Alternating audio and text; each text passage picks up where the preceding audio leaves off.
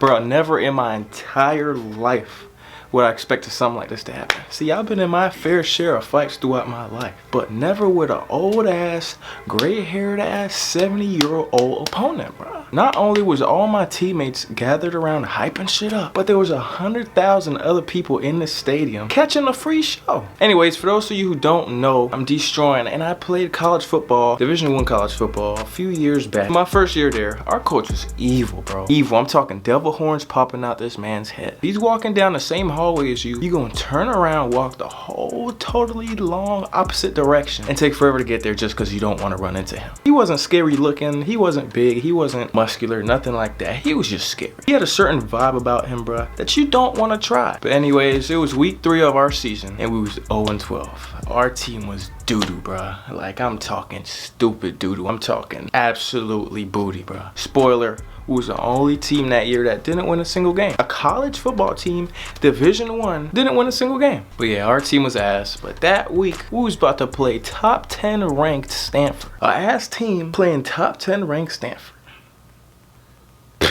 I remember Stanford had this one dude on their team named Christian McCaffrey. He was the GOAT that year. He was making highlight tapes on every single team they played. And he was doing that to good teams. So imagine our sorry ass team playing this walking highlight tape. This man was about to have a blast. He's about to strap up and play a pee-wee team. At least that's what it's gonna feel like to him, because we were totally trash. We was ass. We was booty. We was garbage. What other words could I use? Terrible? Horrific? 0-12?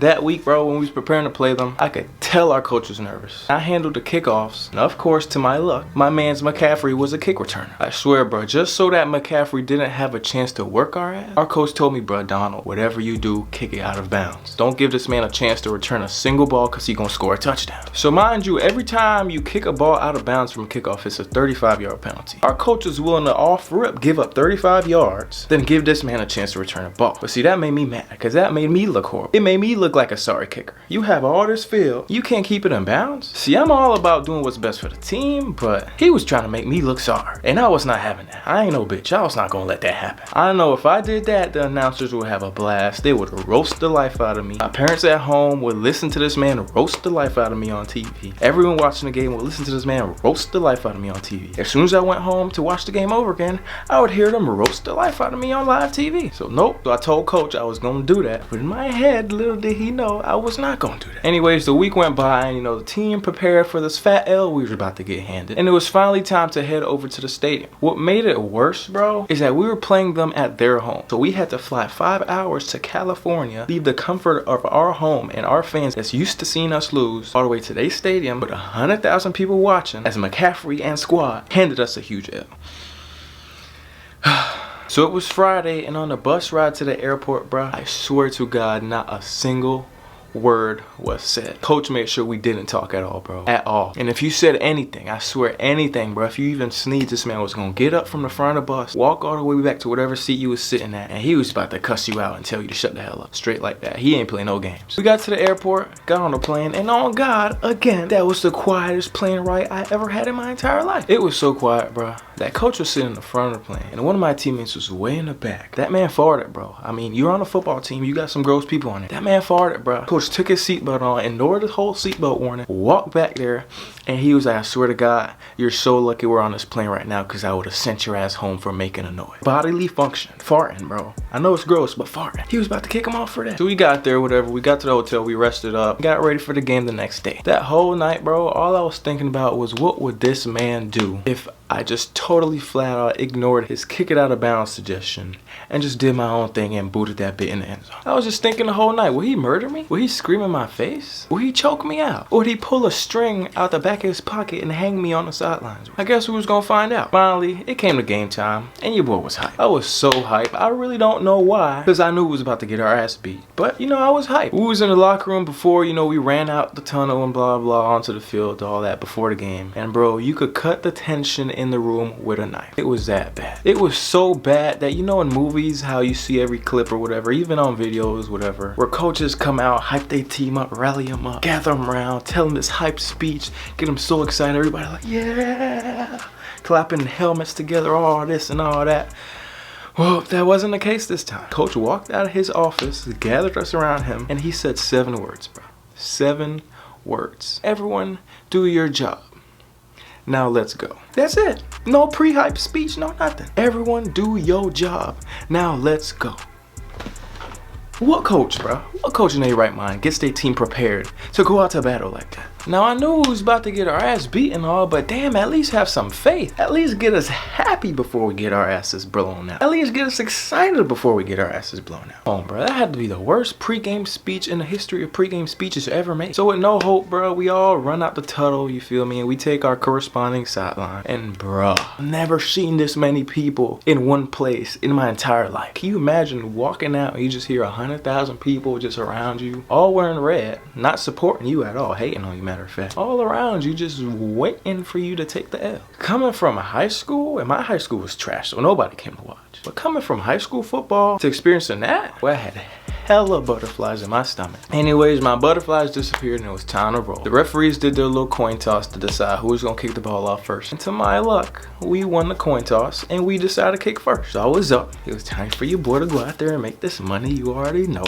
And it was time for me to ignore all the suggestions coach was telling me to kick it out of bounds and blah, blah, blah, blah, blah. We was really about to find out what this man was about. So yup, it was about that time. All 11 of us that were on the kickoff squad gathered up in a little huddle around coach. And he sat there and stared me in the eyes, bro. I felt like that stare was just about to snatch my soul out my body. But all he said was, out of bounds. He whispered it like that too. He ain't say it loud, just said out of bounds.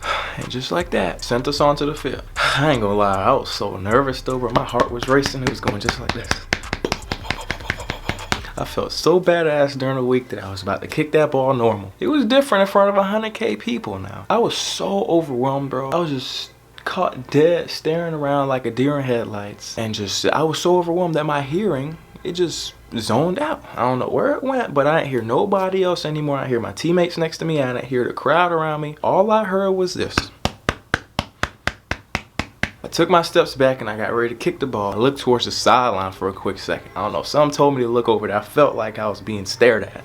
So I looked over there towards the sideline, and guess who was giving me that piercing death look? Yup, devil himself. He had his hands on his hips, and immediately, as soon as he saw me looking at him, he just looked back at me real hard, just pointed down towards the sideline. I knew what that meant. He'd been preaching it all week. I looked away from him because, I couldn't take that pressure no more. Looked 65 yards down the field, and there he was, Mr. McCaffrey himself. He was scary looking in person, bro. His calves was like the size of my thigh. If his calves was looking like that, I knew he was about to burn somebody on this kickoff. As I was looking at him, he saw me looking. I don't know how. He must have great vision on top of that great speed. He saw me looking towards him, and he was just like, that's how you know he meant business. He was not playing. He was waiting for this kickoff. He was excited for this kickoff.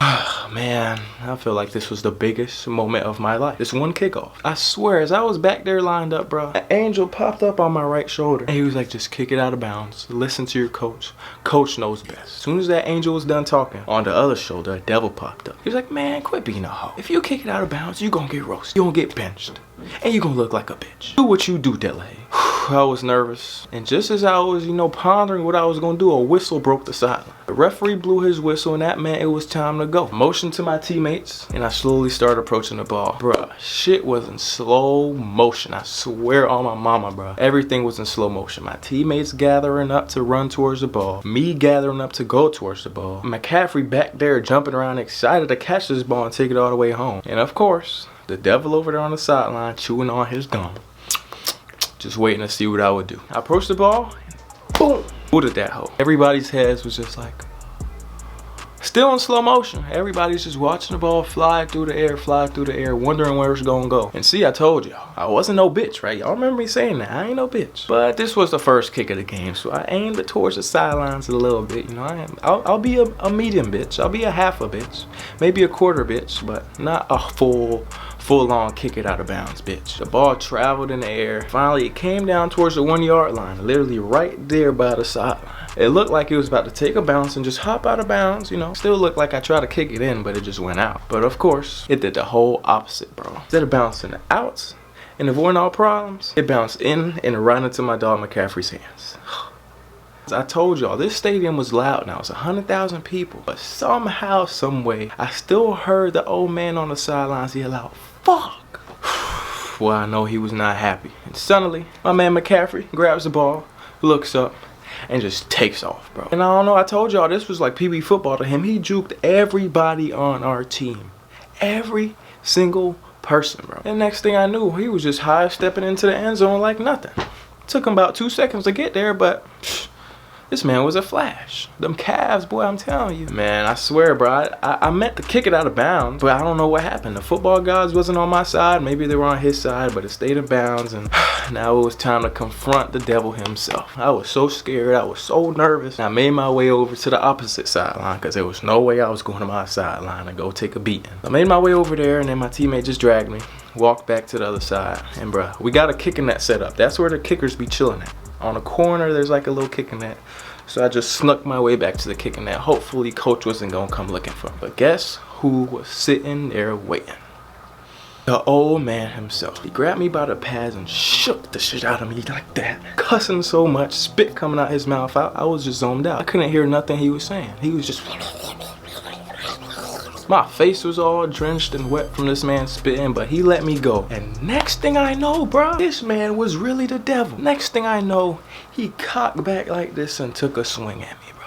He took a swing at me, bro. The man's slow ass punch connected with my chest, bro, and it was over. I felt disrespected, bro. It was over. I told you I wasn't no bitch, bro. Maybe a bitch when it comes to kicking, but I wasn't gonna let this man disrespect me like that. I wasn't having it. I stepped up to that man, bro, and I put my chest right on his too. And next thing I know, we was in a little scuffling match. He was pushing me back, I was pushing him. And right away, this old gray-haired white man turned tomato red, bro. His face was bloodshot red, eyes red. I swear steam was coming out his nose. He was about to explode with anger, bro. He was so mad. He started doing his whole cussing and spitting and whatever scenario. It was 1,000 times worse this time. I swear it started raining in the stadium the way this man was spitting. This man gum even came flying out his mouth and smacked me in the helmet. I really couldn't process nothing he was saying. I was super pissed off too, bro. To my surprise, this old man had the nerve to ball his fist up again and try to swing at me for the second time. Is he crazy? Has he lost his mind? Bro, I channeled my inner Mayweather, bro. I squared up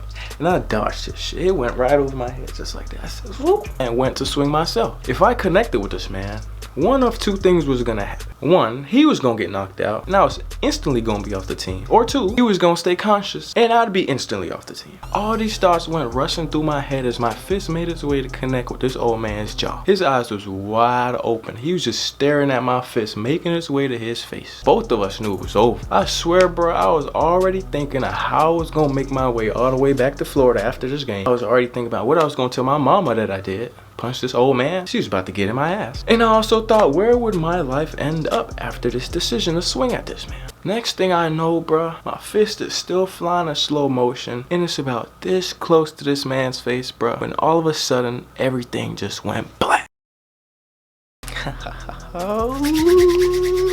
This is where the story started getting good. And I'm sorry to leave y'all with a cliffhanger, but you know, if y'all like this comment up that y'all want the part 2, I'm gonna deliver to y'all. It gets juicy right here, so you guys want to hear the rest of this story, man. I appreciate y'all. It's your boy Deestroying. Make sure y'all destroy every obstacle, stay 10 toes down, and do what y'all gotta do. Go ahead, like it up, comment, and part 2 coming soon.